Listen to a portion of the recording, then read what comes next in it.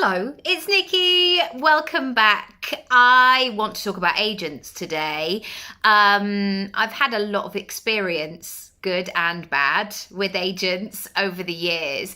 And it's something that comes up a lot in my client sessions, in speaking engagements. I come into contact with actors a lot. And I still feel this agent conversation is a little bit mysterious. And so I wanted to give you some tangible results that you can journal on, that you can work through, that you can have a think about to help you to get to a decision that is right for you. And it's really difficult sometimes because people will say things such as, is this person a good agent? Or I heard this person is a good agent, so therefore maybe I should do that. Or we get kind of carried away with a name or, I don't know, they're known in the industry in some kind of way. And what I want to do is to enable you to have that agency over your career, over your next steps. And so I'm going to give you a checklist. Here we go. This is part 1. I'll give you 5 things today and then 5 things in part 2. Number 1, why do you want an agent? And that is not a trick question. You might be like, to help me get on with my career, Nikki? Yes, then great. Absolutely great. But there have been times, not with my acting, because I think if you can get an agent as an actor, it's a great thing. And it's not a necessary thing, but if you can, I absolutely would. But I'm talking about other things. So now we have influencer agencies, we have speaker agencies, collaborations, all kinds of situations.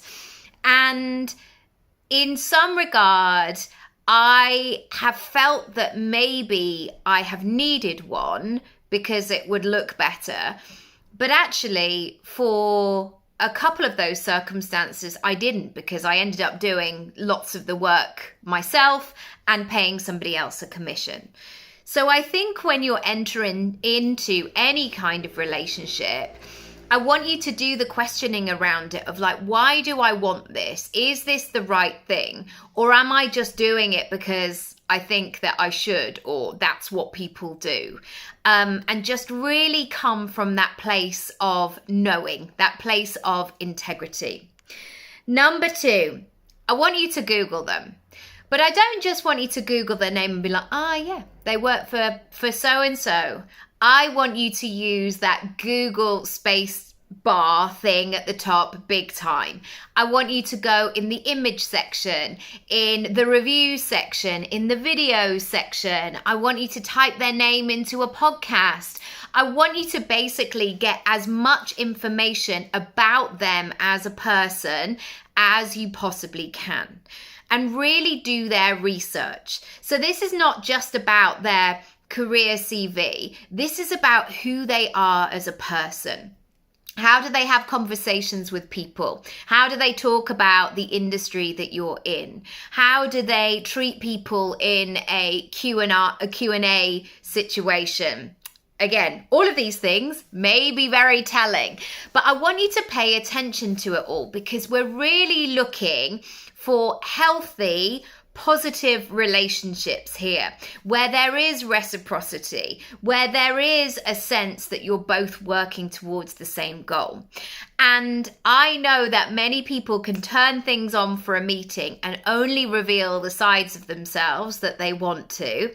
However, maybe I've been in the industry for too long, but there's always lots of other elements to people. Not always bad, sometimes fantastic, like, I didn't know they did this, or they were on the board for such and so, or they were a private mentor, or whatever it might be. But equally, there might be some grub out there on people too. Number 3, I want you to think about how you feel in conversation with them. And this will help you to really focus on what this day-to-day life of working with this person is going to be. Because again, there was always this thing, bear in mind, when I was at drama school, this was before the internet really. I think I had an email address, but it had a lot of digits in. It wasn't the kind of professional nature that we are now. And so you used to hear about people like, they've worked at the BBC, or there used to be this casting director who lots of people feared, and they always used to say, oh, don't get on the wrong side of her. But actually, when I was in the conversation, I always got on really well with her. I understood her. I understood what I needed to do, and she had big expectations for her actors that were coming in. And so if you could meet those, then great. That's what she wanted you to do. I'm sure there were many people who were like, oh yeah, I was going to learn the script, but I decided not to in the end. She had no time for those people, because as far as she was concerned, they hadn't done the job that they needed to do. But what I'm talking about here is that conversation, how they make you feel. Can you be yourself? Do you feel like you have to put on a front? Can you say what you mean? And I'm not saying it in that Big Brother way of like, I just want to show everybody the real me and like share everything in my life, because again, that might not be appropriate either. We're looking for a professional relationship in the first instance. But can you feel that flow?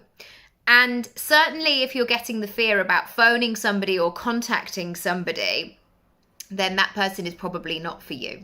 You would never want to fear phoning a friend or phoning a member of your family. An agent, it's the same. It's quite an intimate relationship as well, in terms of money, in terms of confidentiality, in terms of working together on a regular basis. You want to make sure that you feel good in that conversation.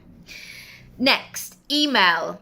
How do they communicate? Do they help you? Do they support you? Do they give you what they need? Because remember, what they do with you is likely to be a representation of how they are in other situations. So if you are looking for somebody to represent you, you have to take a step back and look at how they do business, essentially. So for example, if they are always late for you, or if they cut you off, or they don't value your time, or they're really short with you on email, yes, that could be individual to you. But if it is, why is it that way?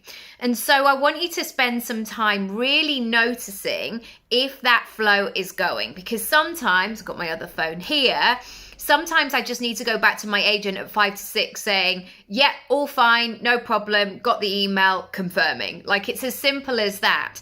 But we have that understanding between us of what is required.